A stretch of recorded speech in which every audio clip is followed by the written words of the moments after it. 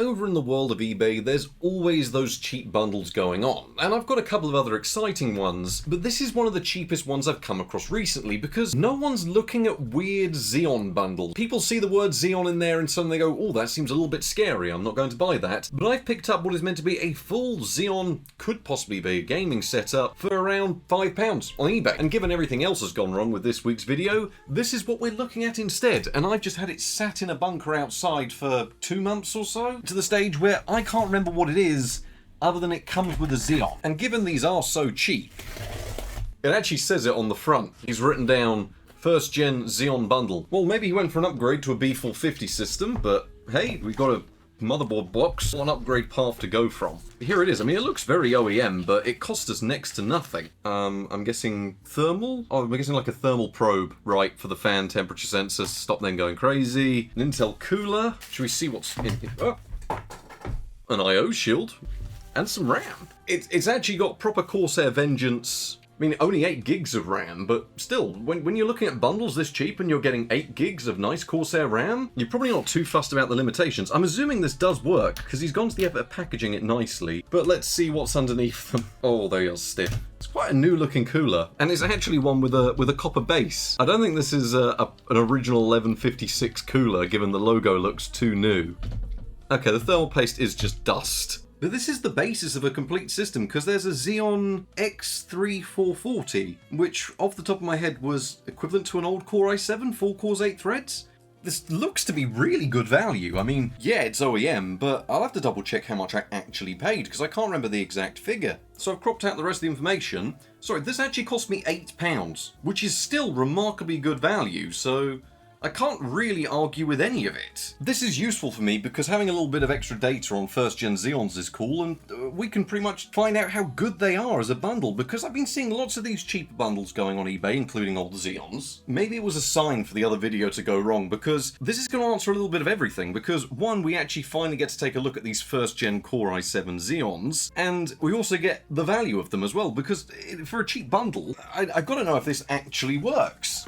Let's get some new thermal paste on here, because it does need it. Is it enough to keep this cool, do we think?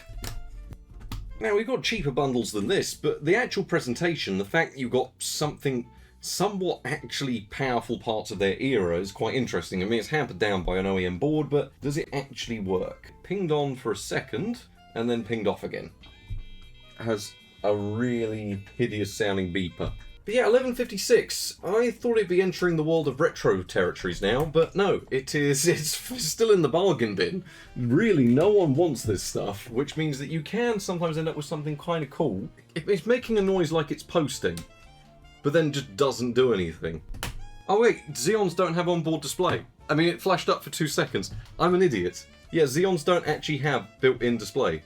So, of course, it's not actually going to do anything. Oh, it's from a ThinkStation. No OS found. Plonking that in there.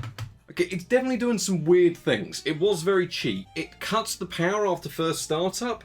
Maybe there's a BIOS update, maybe there's something like that. It might be that the clear CMOS jumpers are set wrong, and that's why it might be resetting CMOS every time. Okay, so we got the Intel Xeon X3440 at 2.53 GHz, 8 gigs of memory. I can't imagine there's any degree of overclocking available on something like this. Fingerprint setup. Select whether to enable the fingerprint reader function for entering BIOS passwords. To be fair, I'm very curious to see what that Xeon can do. I say we whack in a massive graphics card and just see how far you could push a bundle like this. I mean, even if we have to, I'll whack in some extra RAM. Why not? But see what we can actually do with it. I'm assuming this all does just straight up work, because it's booted to Windows 10 IoT in no time. Look at that, 8 threads, 8 gigs of RAM. It's working fine, it's quite snappy. I wonder if you can launch things like Cyberpunk or maybe Oblivion Remastered, because as a base for a cheap computer, maybe don't whack in like an RTX 4090, but it'll do. Nope, no signal through that. So if you want to see me get scammed on a GTX 980 that turns out was completely water damaged, there'll be a members video. I'll throw a link somewhere. I don't know why, but this screams out to me as a really good pairing. The 980 Ti is probably one of the best value used flagships you can get right now.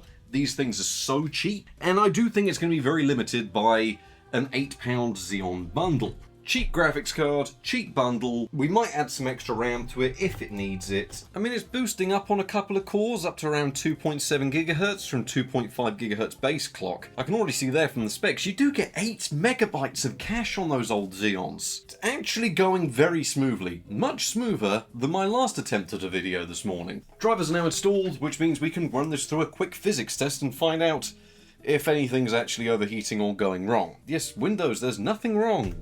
I hate this stupid recovery thing. I mean, out of the box it is running toasty. Apparently it's using up to 110 watts of power when it's at full load. It's all going relatively smoothly. 1156 is kind of where the old world meets the new in terms of technology. So it still has a lot of legacy features. It's still very similar to the Core 2 quad, but at the same time, it's also modern enough that you are utilizing DDR3. It does tend to be very plug and play. The memory controller is actually on the processor itself. It's a very odd socket, and maybe it's that oddity that's keeping these cheap, because I think these Xeons are like £1 or £2 still over on AliExpress. I don't think anyone's actively buying these yet. Starting off relatively strong, but of course this part is relatively single-threaded.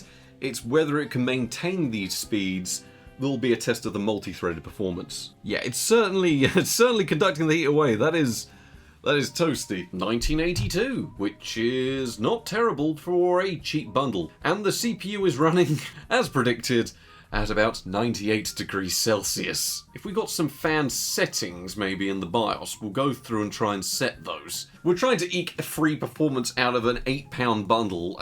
Can you really get much better than this? You get a lot of options for an OEM board, to be fair. I'm guessing it just doesn't have any fan options and just wants to run at those speeds. Time to bust out the Sunon fan. This thing runs at max speed at all times. Place that there. Now I think with this contraption, we should be able to maintain our boost clock, so probably enough to just tick us upwards of 2000 in time spy. I do think this is making a substantial bit of difference because it's not slowing down anywhere near as fast at the moment. I mean, it's still gonna get toasty. I've added a second fan, so we gained about 100 points actually from just adding a second fan on there. It's still getting toasty up to about 97 degrees. We've gone with the double fan setup. Yeah, 1156 can run toasty, and I think this is testament to it. Okay, it's by no means perfect, but we are now up to just shy of 2,100 points, and it does fine until it gets to the end part where all 8 threads are stressed. It's only that last bit of the stress test it gets up to 94. We'll let this run through, find out how it does, and actually test a game on it. I mean, for 8 quid.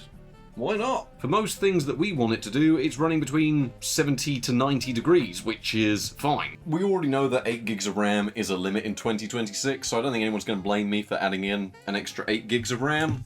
It's just some spare Patriot stuff I've got lying around, and it means we can also double check if these extra slots work. To be fair, having 4 slots means this is really easy to upgrade, because 4 gig sticks of DDR3 are worthless. You can pick them up for about £2 a pop. Well, I've loaded up into Oblivion Remastered on our £8 Xeon Bundle, and it's getting nearly 30 frames per second. It's actually doing far better than I thought it would. The 980 Ti's got plenty of headroom, and to be fair, I think the main thing's letting us down is we are loading this over USB 2, which is never fun. Okay, don't touch things. Yeah, we were loading it over USB 2, which of course you shouldn't touch the drive you're loading it from or it'll crash. Long story short, it's getting about 30 FPS in Oblivion, which is not bad for such an old Xeon. Let's try something else that's actually not, well, complete junk, shall we? Up next with a bit of an easy test, well, easier, with Cyberpunk, which is only easy in comparison to Unreal Engine 5 games like Oblivion Remastered, but I've launched up with the last settings we were testing with this install, which I think is a mixture of low and medium, and once again our 980 Ti is having to do very little here. I'm actually gonna be very honest with you. Yeah, I mean that Xeon is running very, very hot right now. It's running about, getting up to nearly 100 degrees here in Cyberpunk, but it is getting anywhere from sort of 30 to 40 FPS. I do think the drops down to around 30ish FPS is because of a lack of adequate cooling, because yeah, that is running exceptionally hot. Can we get better fan placement? Repositioning the fans has knocked 2 degrees off our overall temperature. The main thing is it's keeping us in and around that 40 FPS region. To be fair, I wasn't expecting just a silky smooth 40 frames per second on what is a... How old are these Xeons? I need to know. Right, please take your guesses on how old the processor in this bundle is, given that it's able to run Oblivion Remastered at 30-ish frames per second, and is able to run Cyberpunk between 40 to 50 frames per second. How old do you think it is? This is nearly 20 years old. This is a 17-year-old Intel Xeon. Genuinely, these came out in 2009, and it can quite comfortably run games up to Cyberpunk with no problems whatsoever. I mean, our entire limit right now is cooling. Repositioning the fans has brought us down to the low 90s, which is a much nicer place to be. But honestly, yeah, if you just took a bundle like this, whacked on a better fan, it's not really going to give you all too many problems when it comes to gaming. I don't think there's anything this is actually going to be unable to do. I genuinely thought there'd be more stutters or we'd have to cap a frame rate. But honestly, yeah, you cap this at 30 frames per second and you're looking at having a great time. Well, given how smoothly this is all working, I'm gonna run this through one last physics test to get a score of how the system is performing, and then I'm actually gonna do some benchmarks on this. I'm not gonna change the system. I think it's pretty fair that we've added in a better graphics card because then we are actually able to see the limits of the processor,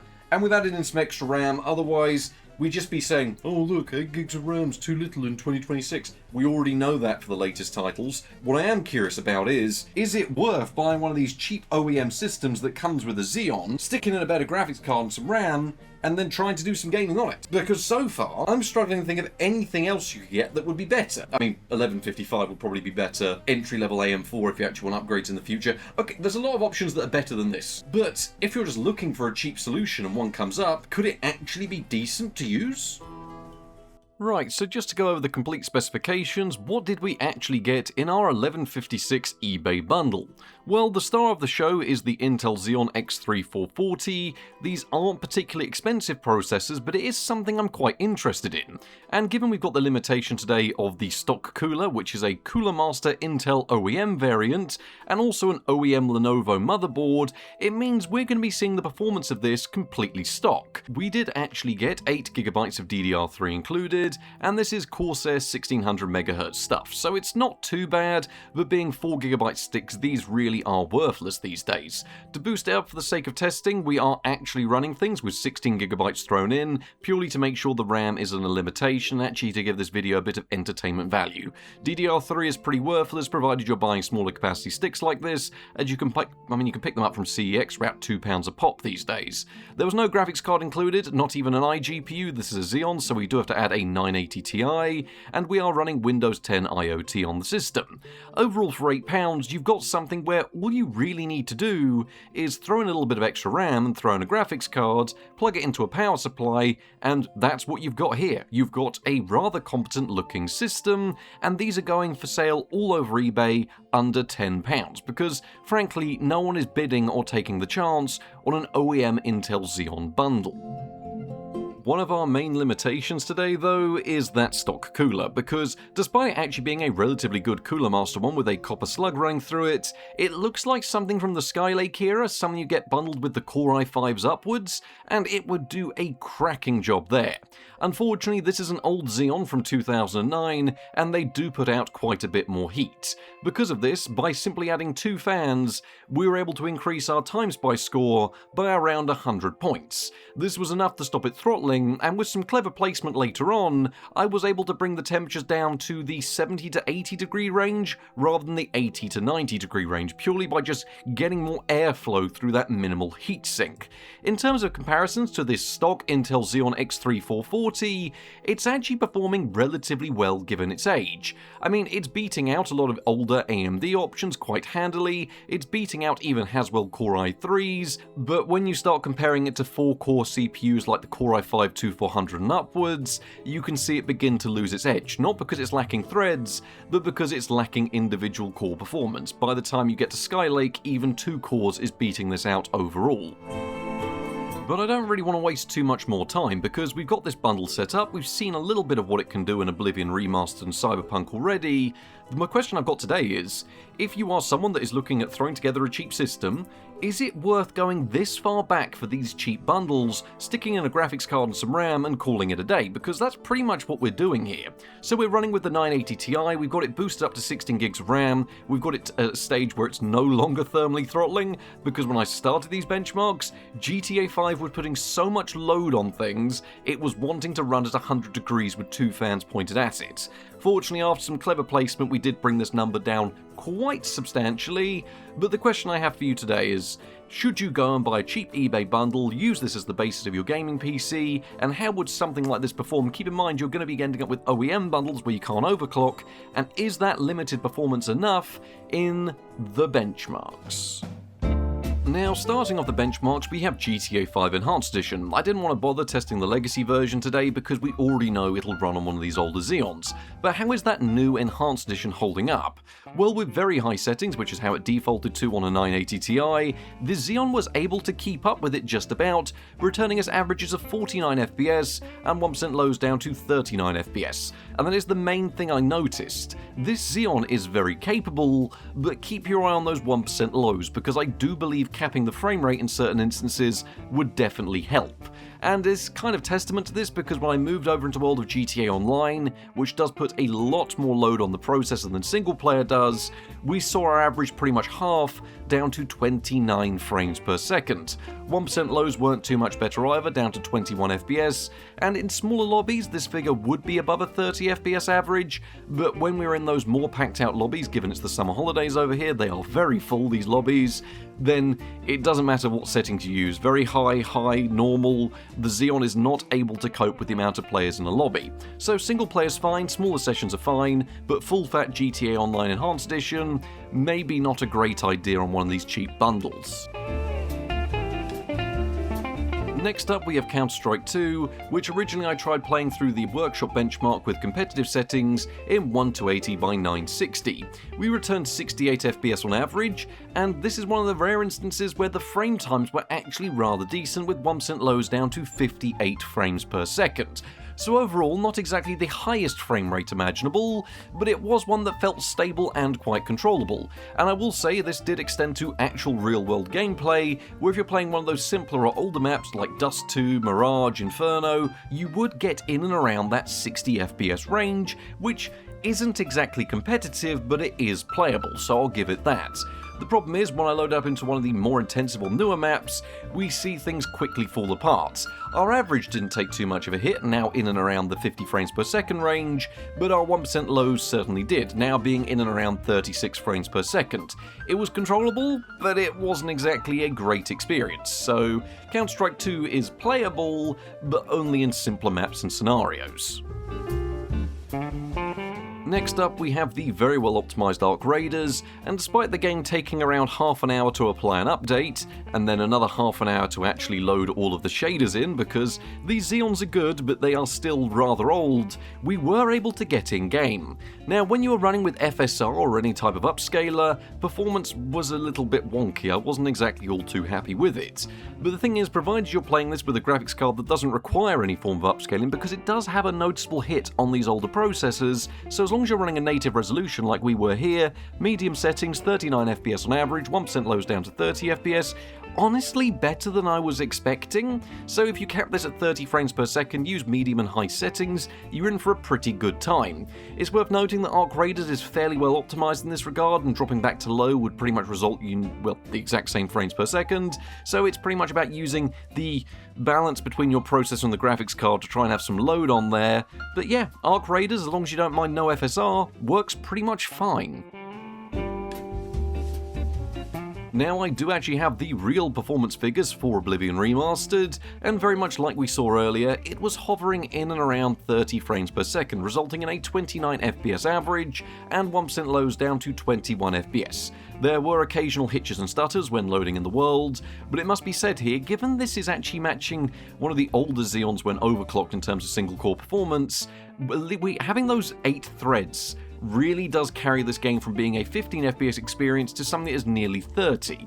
It's worth noting that when you're inside caves or smaller environments, you can get anywhere from 30 to 60 frames per second quite easily. It's only the overworld that was actually quite intensive on the system and actually resulted in this unplayable frame rate. So Oblivion Remastered is probably sort of the limit you've got for modern gaming, because you can probably modify it down to a 30 FPS experience, but I can't imagine going any further. And also with only 4 cores, you are never going to get rid of all the hitching and stuttering. You need 6 real cores for that.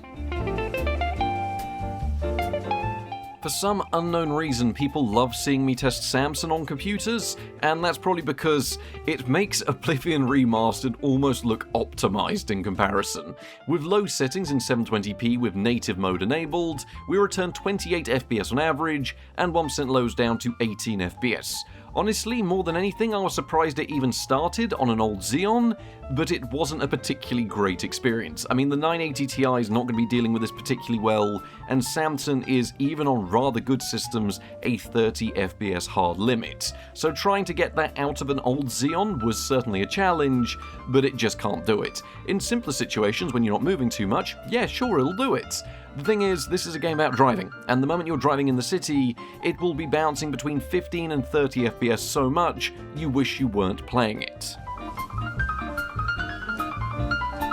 PUBG, on the other hand, proved surprisingly playable. I can actually remember people building systems in and around these old Xeons without overclocking back in the day to play PUBG on a budget, because with those 8 threads, it can deal with it remarkably well. It's still a very single-threaded game, especially when you're not utilising DirectX 12, but even here with DirectX 11, we were able to run the game with low settings in 1080p and returned an admirable 49 FPS on average, with 1% lows down to 39. It's worth noting that frame times would take a minute or so to stabilise if it was your first time loading into the map or if there'd been an update, but after this was done, well, frankly, it deals with PUBG with no problems. See, back in the day, you wanted as high a single-threaded performance as possible, with some extra cores there to even out the frame rate, and now this has become actually more multi-threaded than it used to be back in the day, so you can actually eke out a surprisingly decent experience on a bundle that cost us next to nothing.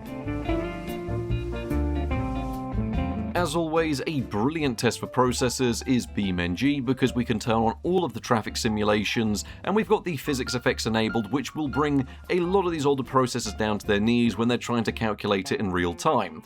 With medium settings and the traffic enabled in the jungle map, just to put some load on things, with a 1080p resolution, we returned 38 FPS on average, and 1% lows down to 27 frames per second. Now, it's worth noting you could see frame rates lower than this. This is taken from quite a substantial chunk of gameplay, but it was mostly if you were crashing another car into some trees and all the physics effects that would be sort of called upon there, and it would quickly then return back up to that 35 to 40 frames per second average. So BeamNG, actually surprisingly playable. You can have the traffic enabled, you can play the more intensive maps, and as long as you don't mind a little bit of slowdown as to process things, you're not going to have a bad time. As always, the simpler maps and simpler scenarios will run at 60 FPS, and you'll gain about anywhere from 5 to 7 frames per second if you turn the traffic off.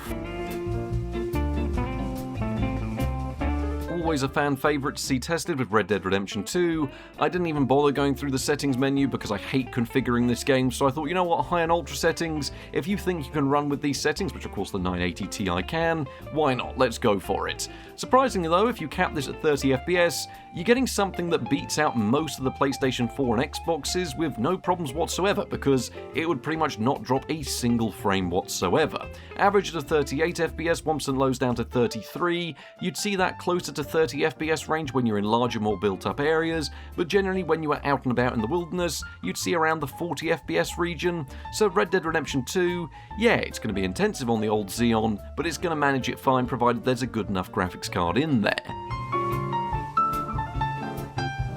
Now, we did get a brief glimpse at Cyberpunk earlier on, but I thought, you know what, why don't we try some higher end settings to see if we can really push things. So with medium settings in 1080p, we returned a 36 FPS average, and 1% lows down to 29 frames per second. Now, it's worth noting these figures were taken from heavy action and quick movement, because when you weren't doing this, you'd see anywhere from 40 to 50 frames per second, which was actually rather astonishing for an old Xeon. Generally, heavy combat would bring you in and around the 30 FPS range, range. It might occasionally drop under this, but it wasn't too noticeable. It kept quite a steady frame rate across the entire experience. So Cyberpunk actually really did surprise me here. This is sort of one of those games that you have to lock to 30 FPS on even a Sandy Bridge i5, but thanks to having 4 cores and 8 threads and boosting up to just shy of 3 GHz, well, Cyberpunk actually works surprisingly well on what is a 17-year-old processor, so I can't really argue with it. Fallout 4 Anniversary is always a good one to go back to because it has become more multi-threaded and slightly more optimized for newer sets of hardware, so returning to these older, more powerful units from the era can sometimes give you results you weren't expecting. With ultra settings in 1080p, the graphics card was never our limit. This performance is entirely down to the Xeon, and this was taken from a built-up area during combat, which is about as intensive as Fallout 4 gets, and we returned 42 frames per second on average, and 1% lows in and around 33 frames per second. The thing that makes me reluctant to say to cap it in and around 30 FPS is just that a lot of the time when you weren't doing this, it would stay pretty much locked between 55 to 60 frames per second. If there really wasn't much going on, you would very rarely see a frame drop whatsoever. So Fallout 4 Anniversary really does benefit running on these Xeons compared to the older, more single-threaded release, but you're still not going to be getting a flawless 60 frames per second. You simply don't have the single-core performance for it. Just to give our £8 Xeon Bundle one sort of last hurrah, we have Crysis Remastered. Now, Crysis Remastered is still very single-threaded, but not as much as the original release, and even those graphic settings do actually have quite an effect on the overall frame rate when you're in a CPU-bound situation. But still, I couldn't really argue with it because we return averages of 88 FPS, 1% lows down to 64, which was a little bit stuttery when there was lots of enemies on screen. However, with a frame rate cap in place, this simply wouldn't be the problem you'd be facing. It's purely because the graphics card's suddenly able to do something and then is immediately brought down by the performance of the Xeon, but it's still in and around over a 60 FPS experience, so I think that's a nice point to end on. Can it run Crysis Remastered? Yes, it runs on a 17-year-old Xeon processor that you can pick up as part of a bundle for next to nothing, so I hope that covers sort of all of the legacy testing all in one. So overall gaming performance of our £8 Xeon Bundle, and to be fair, it's not bad. Is it amazing? Well, no, but the fact that's admirable is for such old hardware that is readily available and quite cheap, it'll play most of what you want to play. Now, I don't think it's the best thing in the world to buy, but there are a couple of good standouts. GTA 5 Enhanced Edition, provided you're not going online, does work spectacularly well. Arc Raiders delivering above 30 FPS means that if you put a cap in place, it'd run well, and in a similar vein to this, Cyberpunk and Red Dead Redemption 2. They are both going to run very similar, especially with a 30 FPS cap in place. And you know what? I don't think it does too bad when you throw it up into the modern day, but Oblivion Remastered, Samson, titles like that are just going to be too much for it. At the end of the day, if you go back to anything older, think titles like Skyrim, GTA 5 Legacy. I mean, for example, I load up into a game of CSGO, and you're quite comfortably getting anywhere between 120 to 160 FPS with no problems. So yeah, the Xeons certainly had their place a few years ago. We're seeing them struggle today, but they are firmly in the bargain bin. You can pick these up for next to nothing, chuck in a graphics card, and this is the level of performance you're going to get. No tweaking, nothing like that. You just got to give it ample cooling and enough RAM and enough graphics power to actually get by. In terms of actual ease of use, well, it actually has quite a few modern features. I mean, you've got everything up to USB 2, which is of course a bit of a pain if you want to transfer lots of files, because you're not going to be getting USB 3 style speeds, and if you did want to add in a card, well, then it is going to be hidden by any dual slot graphics card. That's the only other thing I noticed. Temperatures are more than easy to keep in check if you bought, say, a £5 iGo cooler from AliExpress, but really I wouldn't try and run them with one of these low-profile Intel Skylake coolers. It's a bit of an odd addition, but with enough fans pointed at it, yeah, you can keep it in check. So the only other thing to test was Linux, because if you wanted to take something like this, whack a different operating system on it, is it going to fare any better over there? I mean, most of us probably already know what the result is going to be, but I did decide to throw Linux onto this to find out how our £8 bundle deals with it. Now, people would be kicking me if we didn't at least take a brief look at Linux. I don't think it's going to exactly transform a cheap Xeon bundle, given that most of our limitations already was due to single core performance, but that also means that we do have a bit of space left over on extra cores to handle translation layers. I mean, job one will be getting rid of an NVIDIA graphics card, because this is not going to end well if we put some Linux on here. And the closest Radeon in my proximity is an R9 290, which is going to be toasty. But I suppose it is the type of graphics card I'd say to pair with something like this. But now when we turn this on, why is there suddenly no display? This graphics card does work, because we've recently just used it. It really doesn't want to give a display out of an R9 290. I've got other graphics cards. Yeah, I don't know why it doesn't want to work with that. Maybe it's a limitation of motherboard power? Some of these AMD cards do pull a lot from the PCIe lanes. I love the Fury Nano, because it just works in everything. It's like one of the best legacy testing cards you can have. It needs no power, it works in all systems. Such a great card by AMD. It's a shame they don't make anything like this anymore. Watch this work instantly. Works fine. Okay, the R9 Fury is happy with that. We'll just leave that in there. Well, the abomination of a system is more than happy to boot to Linux quite quickly. General usage will probably be equally as speedy as Windows, if not more, but I will give it a quick test in gaming, nothing too substantial, because we may actually take a little look back at these Xeons by themselves, because one of the reasons for them is they are incredibly well binned and they overclock really well. Something, of course, we can't do on an OEM board, but this is a bit of an interesting side point of getting some performance figures that we can trust from a stock system. So if you are going for the cheapest end of the options. Because I mean, I've got 1156 boards, I can take that Xeon, I can whack a better cooler on it, and I can overclock it, if that's something people are interested in. I will say, it is working very snappy, but unfortunately BeamNG, I'm running into that classic issue of loading traffic can cause the entire system to lock up. So I'm just going to turn off the system, restart it, and then we might have to benchmark without traffic real quick, but performance was looking really solid. So I'm just going to go ahead and do that to get us back to where we were, and we should be pretty much ready to go. Right. There we go, I've got the keyboard working, and it must be said, when the traffic's not enabled, it is actually running better here over in the world of Linux, now getting around 45 to 50 frames per second, as opposed to the sort of 40 to 45.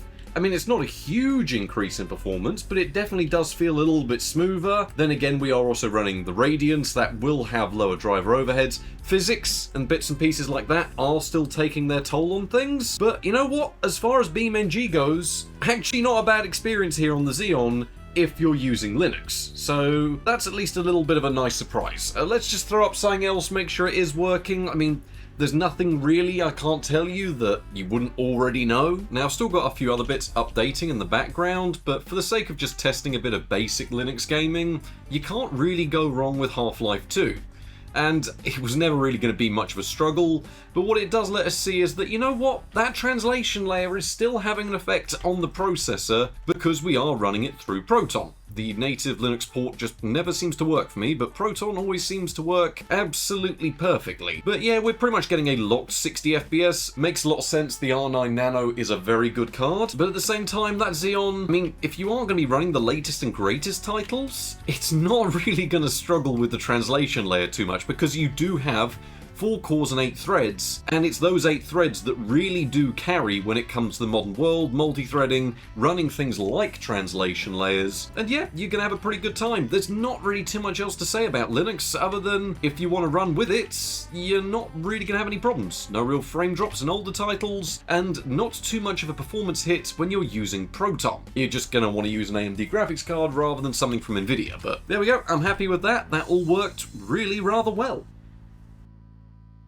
So there we have it, our LGA 1156 cheap bundle, and I think this is about as long as the video really needs to be. We've seen what you can do with it, we've seen how cheap they are, and we've seen the kind of out-of-box experience you can expect if you just threw in about £4 worth of extra RAM and a cheap old flagship. I mean, you can pick up 980 Ti's for anywhere from sort of £35 to £55, and they are a really good graphics card for the money if you can come across one at that price. So yeah, it's been interesting, but I think the standout from this is that little 17-year-old Xeon, because I think what I'll do in the future is probably take that, throw it up into a proper LGA 1156 motherboard that can overclock, and actually see how far we can push these things. Not so much out of a real-world practicality, but more of an admiration for how well these are holding up because of how long 4 cores and 8 threads have lasted. it. I mean, if we boost up that single core performance by overclocking, I don't see any reason why we couldn't eke out some really solid performance. But anyway, those are plans for another day. This was sort of a video that came about because the actual video I was going to film on a GTX 980, well, that had hidden water damage, so this was the next best thing I had in my bunker of bits that I've purchased across eBay in the last couple of months. Anyway, I hope you've all enjoyed this video. I know it's a bit of a shorter one, just a fun look back at a cheap bundle, because it's not really covering anything we didn't already know, but it is also giving us a baseline for how an Intel Xeon like this performs in 2026. So thank you all very much for watching, I hope you've enjoyed, and good night.